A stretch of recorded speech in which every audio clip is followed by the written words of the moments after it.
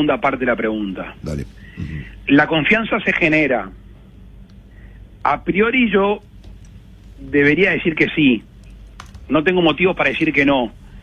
Y me imagino, o estoy seguro, que hay una predisposición a relaciones de confianza. El que está en la actividad pública, si parte de su vida de que va a desconfiar del otro, está frito. Porque esta es una actividad esencialmente humana. Y si no hay confianza entre los individuos, no hay cohesión alguna.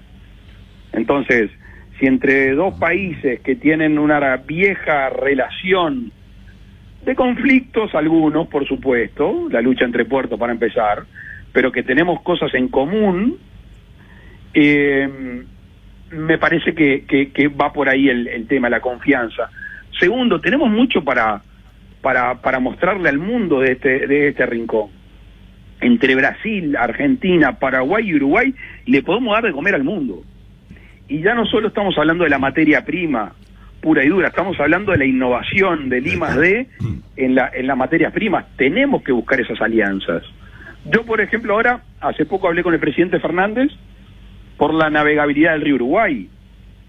Nosotros tenemos que aprovechar ese río, que lo estamos usando para muy pocas cosas. Podríamos meternos incluso 300, 400, 500 kilómetros adentro de Brasil y ser una vía más de logística para este lugar del mundo. Entonces tenemos mucho para hacer y me parece que perderíamos el tiempo buscando diferencias. Segundo, no podemos cometer el mismo error, ¿no? No, me imagino, claro. Si se comete una beta, puede ser medio chambón, porque dudo que fue de chambón, pero está. Permítame, presidente, acá decirle que a mí me resulta asombroso, excepto que yo esté equivocado, que hasta ahora no haya habido una reunión bilateral personal importante entre el presidente argentino y usted hasta altura de partido. Bueno, pero la va a ver. Llamados telefónicos las ha habido, ¿no? Conversaciones ha habido, ¿no? No me gusta develar conversaciones privadas, pero hemos hablado de juntarnos. Sobre la primera parte de la pregunta, y voy a tratar de sacarlo de la relación bilateral Argentina y Uruguay, esto es una observación que uno a veces hace de los liderazgos mundiales. Insisto, no lo quiero referir a Argentina y Uruguay, simplemente para no caer en esa tentación. Algunos líderes muy importantes en el mundo se relacionan en el concierto internacional muy apegados a su constituency, a su electorado. Satisfacen a su electorado en sus postulaciones, en sus posiciones internacionales. Y eso para mí es un gravísimo error.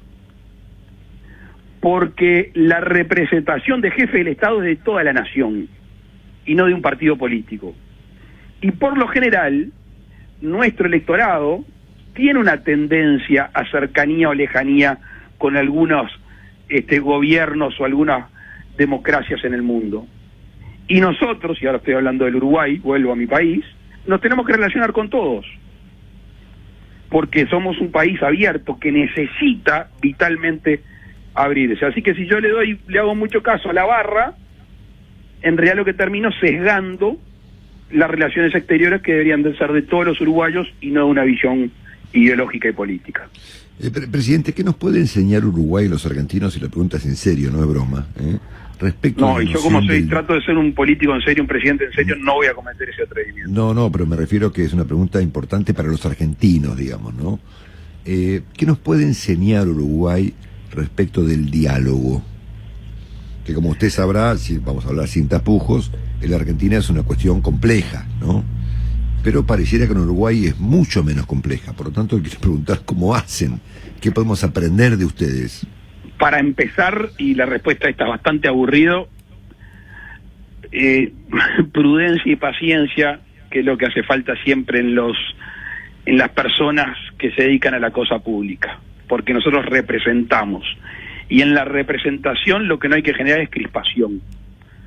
Sobran los motivos para los conflictos. Nosotros tenemos que ser gente de unión y gente de paz. Y por eso, entre otras cosas, no me meto en el terreno de darle un consejo a nadie, porque de hecho no sé si tengo la jerarquía para hacerlo. No, obvio que la tiene, pero obviamente con Uruguay el diálogo se practica. Uruguay es un país en eso muy lindo, muy llano, quizá porque todos nos cruzamos en algún momento u otro, porque la vuelta es corta y porque además hay que resistir el archivo, y el uruguayo es una persona de paz, que no quiere decir que no sea corajudo y valiente. Yo siempre fui el más petizo de la clase, ¿no? Y siempre admiré el coraje de los grandes, porque el coraje del grande es un coraje silencioso, no es un coraje de los gritos. Si se tiene coraje, se tiene, y hay que demostrarlo en las difíciles. Y por eso yo valoro mucho a los orientales, los uruguayos, que tienen ese coraje sereno, que cuando se necesita aparece, pero no andamos haciendo alarde, porque eso genera crispación y rispideces.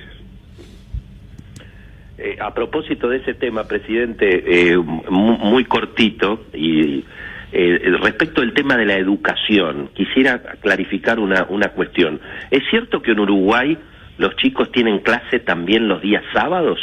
Y eso, digamos, ¿cuándo empezó y por qué? No, hay algunas prácticas. A mí me tocó en su momento ir los sábados. Lo que ha habido en estos tiempos, y la verdad que con alguna dificultad, porque lo más preciado que tiene uno son los hijos, ¿verdad? Obvio. Y con toda esta pandemia, en la incertidumbre, yo entiendo que muchos padres no quieren mandar a sus chicos a estudiar. Yo estoy hablando antes de la pandemia. No. Depende de la institución y depende del régimen, pero no, básicamente no. Ok, perfecto. Presidente, por último, ¿cuándo cree que los argentinos podemos viajar libremente al Uruguay? ¿Cómo están las cosas hoy? Créanme que estamos deseando que lo puedan hacer. Entre otras cosas porque hay un interés económico fundamental que deriva en un interés social, que es la temporada turística. Y la temporada turística en nuestro país, con argentinos es una cosa y sin argentinos es otra distinta, claro. Sí, sensiblemente menor. Entonces, ahora lo que nosotros no vamos a afectar es la salud nacional. Hay algún viaje en barco, hay cruce en el puente con una flexibilización del decreto, alguna perforación del decreto de cierre de fronteras que tiene que ser justificado, que por suerte en el barco se está haciendo un test antes y se hace un test después. Hoy el que venga a Uruguay tiene que meter cuarentena de 7 días, venir hisopado y hisoparse 7 días después, con lo cual el cruce cotidiano, esporádico, es muy difícil por ahora. Créame que es uno de mis grandes desvelos, abrir la frontera con Argentina, y después el otro desvelo que tenemos es nuestra frontera seca con Brasil, que si uno ve dónde han surgido muchos de los contagios, vienen de Brasil. Entonces, estamos con mucha precaución, pero también al mismo tiempo nuestra economía necesita el flujo de argentinos y brasileños. Entonces estamos tratando de mantener un justo equilibrio, que no siempre es fácil. Bueno, muy bien. Estamos escuchando al presidente uruguayo, el señor Luis Alberto Lacalle Pou. Le mandamos, presidente, un abrazo. Estaremos en contacto, espero que más seguido. Y gracias por estos minutos. Y fue un placer realmente escucharlo. Gracias, realmente. Gracias a ustedes y a las órdenes. Que anden muy Igualmente. Bien. El presidente del Uruguay, el señor Luis Lacalle Pou, con nosotros. Joven. Qué buen reportaje, Marcelo. Ay, qué envidia. Bueno, nuestro fue un complemento, digamos, de la noche de Alfredo, que fue monumental directamente, ¿no? Me dejó sin palabras. Qué presidente, sí. La verdad que bien, muy buen reportaje, Marcelo, lo felicito. Sí. Usted sabe que los uruguayos consideramos a la Argentina como un departamento más de Uruguay, ¿no? Ah, y a este paso. Sí. Luis Alberto Aparicio Alejandro, así se llama, ayer lo explicó también, cada uno de los nombres.